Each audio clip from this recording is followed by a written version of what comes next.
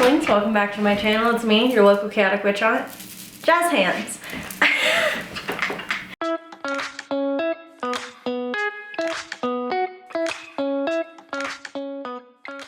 Today we are talking about intermediate books for intermediate witches and pagans. I feel like I revisited my beginner books like a while back. These are a stack of books that I love. I love them. I actually have to add more. Behind me, I have a stack of books. Quick disclaimer, just because I recommend these books for intermediate practitioners doesn't mean that a beginner can't read them. My recommendations don't dictate what you read. A lot of these books are like still good for beginners. I just think that if you're looking for more intermediate texts to expand your knowledge, expand on your craft, but you don't know where to start, that is what this video is for. So there are a couple sections. So you can see I got a giant thing of books. Some of them are just witchy books, and then some of them are other books. A lot of them are on paganism, because for the most part, when I'm looking at intermediate witchcraft, I'm not necessarily reading like witchcraft books. I'm reading source material, I'm reading anthropological texts, and I'm reading books on paganism and the religion that I am studying. So to start, I do recommend, if you're looking for intermediate stuff, anthropological texts. I do have Drawing Down the Moon is on my list of things to read. I don't have access to it, as well as a few Diana books, but they're all expensive. But these two are two anthropological texts on Italian folk magic. This one is Magic, A Theory from the South by Ernesto Dimartino, and this one is Power and Magic in Italy by Thomas Hauschild. Hauschild. He's German. I don't know how to pronounce that in German. There's another one that I have over there that I am loving. This place is a mess. So anthropological texts have a couple purposes. One, if you're like me and you're a folk practitioner and you're really interested in learning about a particular folk practice or learning about traditions or history or even the modern day view of certain traditions or your practice, these are good. Anthropological texts I like because they aren't necessarily from the perspective of a witch. They're from a perspective of someone going in, studying culture, studying traditions, and reporting back on it. So within these two, I can find spells that are just reported. They're just like, here's some spells. And I'm like, heart eyes flying everywhere. I like them because they're pretty reliable. Depending on the anthropological writer, they may or may not use outdated language. They may or may not give their own theory on like their opinion of this. This one is interesting because it kind of talks about like the dude's life, Hauschild's life, as well as like other things. Like he's in here and he's like, I was at the hospital where my son was dying. And then I remembered the teachings of this particular Papyri. And I'm like, are you okay, dude? But this one is interesting because it goes through different things, some saint stuff, notes, sources for other anthropological texts. A lot of these are in Italian. They're not translated into English. I did find this one, and the vestiges of ancient culture, manners, and customs in, what does it say? Discoverable in modern Italy. So that one looks a little bit more of like, it is a little, kind of like, I think that guy uses a little bit some language I don't like. Namely, looking down at folk practices as primitive or etc. But anthropological texts, in whatever manner you choose, it does take a minute to find these anthropological texts, but it's worth it. I love them. Moving on. These are witchy books that I like, that I think are good for intermediate practitioners and beginners alike.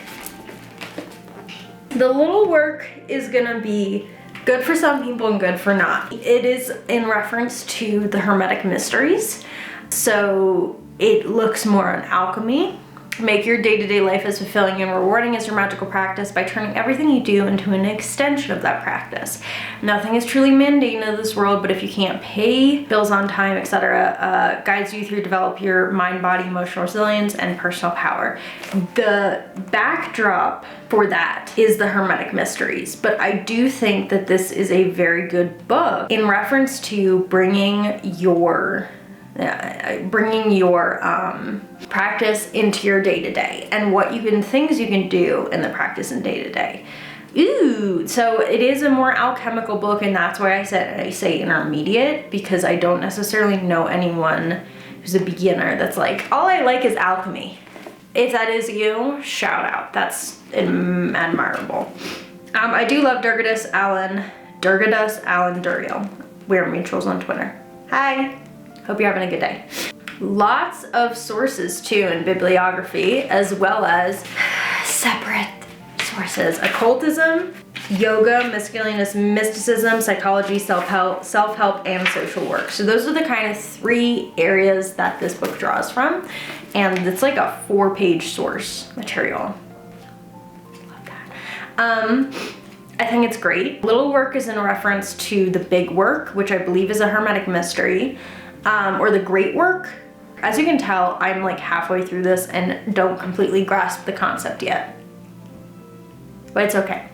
So this may not be for everyone, and that's okay, because not everyone is necessarily interested in alchemy, and that's okay. I like it, because I like daily practice books. And I think that this is one of those books that actually like brings in the concept of daily practice without like being weird. Oh. Furthermore, this one, hot topic right now. Hot topic, big book, very good, talking about working with the shadow magic of the dark moon, Kate Freuler of Blood and Bones. I love this because this is kind of in line with what I do. Talking about deities in the dark moon divination. I'm not necessarily someone who works heavily with the dark moon, but then again, just depends on Diana, like what she wants from me. I have done workings on the eclipse before. Blood and Bones, animals and their parts, bones and skulls, the forbidden craft, puppet, cursing, sacrifice, death and death rites, working with the dead, rebirth. So very much, you know, consider myself to be a spirit worker because of how many freaking animals I work with, dead animals. And so on controversy, on ethics, why focus on the dark side, how to use this book, Shadow Work in the Dark Moon. This is a great book. I know a lot of people who said that they wanted this as a beginner, and I think that it's a great book for not only beginner witches, but intermediate witches. If you are a beginner witch and you're like, I need something a little meaty, need some meat to it. This one, I love this. 10 out of 10, I think that there's a lot to learn. Everyone can learn something from this book, even if you're not someone interested in dark magic, dark moon magic. I don't say dark magic, but shadow magic. This is not really dark magic, because that's a little racist. But also, if you're interested in animals, etc., curses, I'm trying to toggle between fiction books and nonfiction as of recently, because I tried to read too many nonfiction books at once, and then my brain got overwhelmed, and I'm like, I need a palate cleanser, so I read some fiction books, and they all made me cry. So now I have to go back to nonfiction, because I am too emotionally damaged for fiction right now. Good book. Good shit. I'll put this on my bed. This one, The Altar Within, this is a new book by Juliet Diaz. I love this book for many reasons, primarily because I feel like it's a book that everyone needs to read. It's a book that you should read. I don't really care if you're interested in creating an altar within yourself, read it. So my first favorite thing about this book is that it talks about many important things that I think everyone should be talking about in this sphere, including devotion to the divine self, self-worship, self-discovery, self-activism, decolonizing spirituality, spiritual bypassing, etc., self-patience, self-forgiveness, self-discovery. We are reading this for our book club, our Patreon book club this month. I am about hearing it because it started to kind of calm me out a little bit too much, and I had to take a break. This is a book that I think prioritizes yourself and then moving into prioritize the community. There's space for journaling. There's also a QR code at the beginning that allows you more resources past this book, and I think that's amazing. Here's the QR code. You can't scan it from there, can you? QR code. Juliet Diaz is a force to reckon with. Absolute force, and I think I've spoken a lot about plant witchery and how much I love it. And The Altar Within almost feels like the companion to plant witchery. It's just so crazy in how much she looks at you and then she digs into your heart and then she pulls it out and she's like, ta-da! What are we gonna do about this? And you're like, definitely book. It just came out. You can get it. It's by Row House Publishing. Shout out Row House. 10 out of 10. Love Row House. It's just a book, and I know, and the reason I say intermediate and not beginner is because this book is going to call you out. It is going to make you uncomfortable. It is going to poke and prod at things that you maybe have pushed down that maybe you don't want to acknowledge. Coming from me, someone who thinks of themselves as very self-aware. This shit wrecked me. It just wrecked me. So if you are ready to be wrecked as a beginner, good book. I believe we had Juliet Diaz on our podcast, Books and Broomsticks, and she stated this book is for everyone, which I agree with. I think everyone should read this book, beginner, intermediate, advanced. I'm putting this book in the intermediate section primarily because I think that if you're looking for something to kind of jumpstart into an intermediate area, or you're an intermediate and you're looking for something to kind of get out of stagnation, this is the book. Next! Utterly Wicked by Dorothy Morrison. I love this book, you can tell, because this is how many post-it notes I have in here. This is one of the only books on hexing that I truly, truly enjoyed. And I enjoyed it primarily because I could look at some of these spells and format it to my own practice. It gave really good information about hexing itself, to curse or to not to curse. Do you have what it takes? Is it a hex or a member hex? Whose curse is worse, etc. It goes over really good things that I think every book on hexing should. As well as that, talks about dirt. And when I say dirt, I mean graveyard dirt. It was one of the only books, it's one of the first books I read that talked about graveyard dirt in a really, really great way. It also talks about poppets. It talks about immersing the curse, dispersing the curse, reversing the curse, and vexing the heck. Then we have part 2, the bad, the nasty, and the downright ugly, which talks about a bunch of different spells and curses and hexes. 10 out of 10. Some of them you will note seem a little bit like hoodoo spells. And within that, I would recommend not necessarily to do those. It's fine to learn about them. It's fine to read about them and acquaint yourself with, like, learn about it, don't do it. There's a saying, hold on. No. Well, I'm not gonna find it in this big brain of mine. But I love this because it's just like so good. It's like, there was just so much in here to learn from, even if I wasn't taking things exactly as they were in the book. And that is what I love about a book. If I'm actively learning throughout the entirety of the book to the point where, like, that is good shit. So if you're interested in cursing, hexes, etc., this is a great book for you. I put it intermediate because not everyone's interested in hexes and curses. And as well as that, it's fine if you aren't. Also, beginners can 100% read this to learn. I wouldn't, recommend, as a beginner, learning hexing before other things. But that's just my opinion. All right, this is a folk magic book. This is New World Witchery, a Trove of North American Folk Magic. This shit is hefty. It's by Cory Thomas Hutcheson. I believe he also has a podcast. Gotta figure out what it is and, link it. So this is North American folk magic. So you're learning about hoodoo, Appalachian folk magic, etc. Folk magical chaos. I love it because I'm a folk practitioner. If you are not a folk practitioner, then you can maybe skip this book. Like, you don't have to read it, but I love it. New World Witchery, Seventh Son of a Seventh Son, Killing the Moon, Lady-Hearted Worker, Hair, Milk, Blood, Wonder Signs, Tokens. It's very much a hefty book. Talks first about kind of folklore and then exercises and practical work. I love this. It is just a good, big ass resource. This podcast is New World Witchery.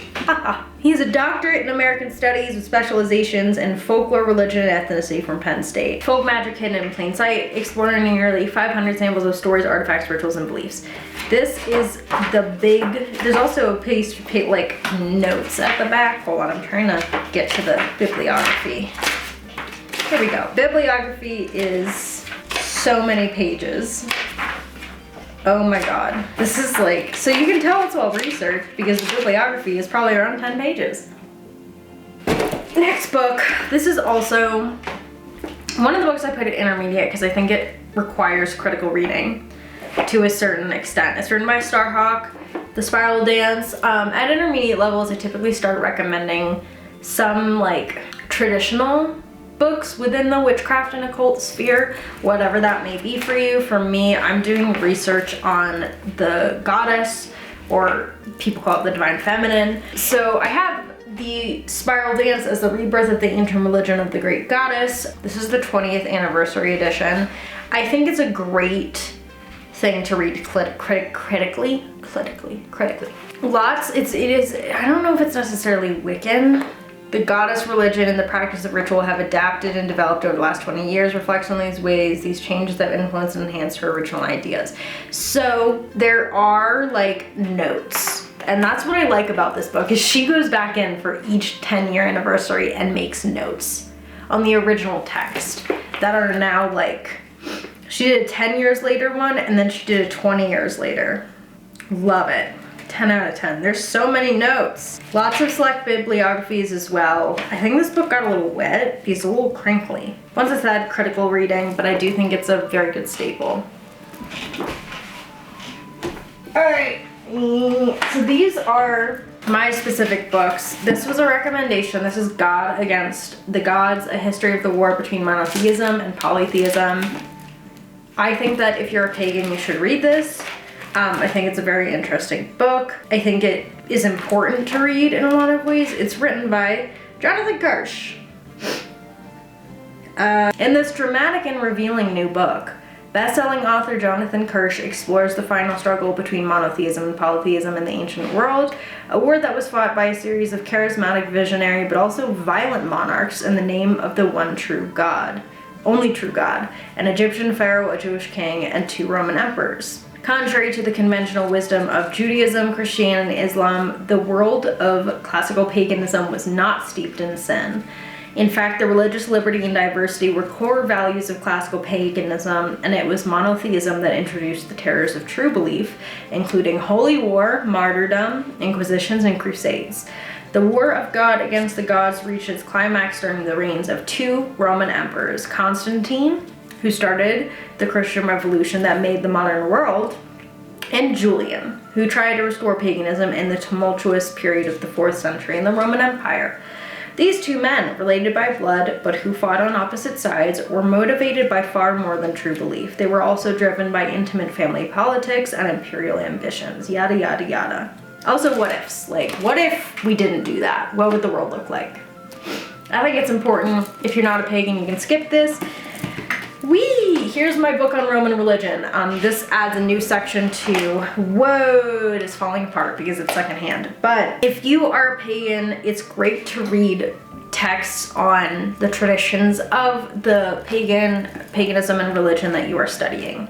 But so this is Roman religion. Rituals of divination are here. Patron gods, terrifying gods. We got all the gods back here. Epithet. Selection of public Roman deities. Diana, procreation. Function, procreation. Damn. Patronage, women. Asclepius, Minerva, Juno, Jupiter. So these are public Roman deities. Roman polytheism, functions of Roman gods. Very academic, very much, definitely someone read it. Someone definitely read it for school. Like, this is a book you would read for school. But I think that it's important to read these kinds of academic texts in terms of religion, especially if you're a pagan. And this is one that I recommend for those who are Roman or Italian pagans, working with Italian gods. That isn't not necessarily about Diana, but it's about Roman paganism as a whole to understand cultural context. And my last one, the Greek Magical Papyri in translation. This book is expensive, but it is the oldest book of magic we have access to because someone burned the Library of Alexandria down. Whoever did it, coming for you. I think it was Julius Caesar, maybe? If it's not Julius Caesar, then I feel a little bad. This is a big project, but it has to do with, there's so much in here. It's so much magic. There is like spells, dreams, charms, divination, so many spells. Oh my God. Prescriptions for gout, in case you have gout. Meeting with your own daemon, nice. Daemon, not demon. The Mithras liturgy, verses from Homer, prayers, etc. Magical handbooks, so many old things. Amulets, remedies. This one says for an erection. Wait, what page is that on? There's so many spells. There's some prayers in here as well. We have a prescription for a stiff foot. Oh, here we go, for an erection. There's just old magic. Where is, okay, wait, 58 to 62. There's so many, I don't understand. My camera just turned off, but anyway, the Greek magical papyri. I cannot find this collection. Oh, is it in the back? No. I don't know how to do this. All right, this is a struggle. This is why it's intermediate, because I can't even figure out what page things are on. I don't know how to read. But those are my intermediate recommendations. Apart from that, depending on your tradition, depending on your practice, there are gonna be different intermediate texts. For you, I mean, I see the intermediate area. I see when a witch, practitioner, etc., pagan approaches the intermediate area, it's an area of, what's the word? It means this, lowering. It's like you're being more specific. There we go. With what you are interested in. You are doing this. You are taking this big scope and making it smaller. There's a word for it. I just don't know it right now. Furthermore, you are whatever tradition you're interested in, whatever path you're interested in, there are ways to be more specific, and it's really kind of a period, at least in the intermediate, of going from these kind of broad beginner books, foundational books, and moving into the space in which you find interesting. You read books that you feel will apply to your craft, apply to your tradition. And that's why my intermediate books are kind of like, you can skip this one if you want, you can do this if you want, because in it, once you're like there, I'm like, do whatever you want, not my business. That's where I'm at. I'm reading a lot of books very specific to my craft and very specific to what I want to learn about my craft. Like a lot of my texts, like I mentioned at the beginning, are academic, anthropological. I have some witchcraft books that I'm really interested in, and other ones I'm like, eh. So even if you are looking at this and you'd be like, I'm not going to read any of these, like these don't apply to me at all, that's fine. You can still narrow down what you're reading to be more specific to your practice. Take a shot every time I say specific, because I think it's a lot. But yeah, if you have any intermediate book recommendations, books that you read as a practitioner that kind of pushed you forward a lot in your craft, books that changed your life, whatever, let me know in the comments below. Also, if you know any good fiction books, drop them. Drop them. That's all I have for you guys today. Thank you so much for watching. If you want, you can like, comment, subscribe, turn the bell on, but no pressure. Remember to drink water. Have a great rest of your day. Sa benedica.